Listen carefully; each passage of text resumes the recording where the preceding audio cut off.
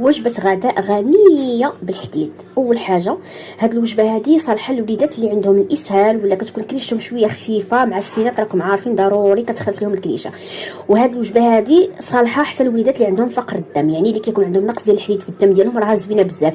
العديسه هاد الليمونيه مع شويه ديال الروز، خبز محكوك وشويه ديال السوسيط او طريف ديال الكفته ولا طريف ديال الدجاج، داكشي اللي عندك على حسب الاختيار. كبده، ممكن لحوم، اي حاجه ممكن ديري، حتى الحوت، يعني اي حاجه ممكن ديريها.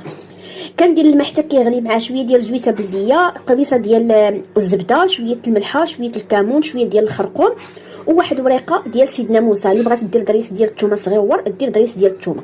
هاد الوجبه صالحه ابتداء من 6 شهور، ممكن تعطيها للبيبي الا كان بدا كيعرف يمضغ، سينون راه كطيب كدوب هاد الاخر كتجي بنينه.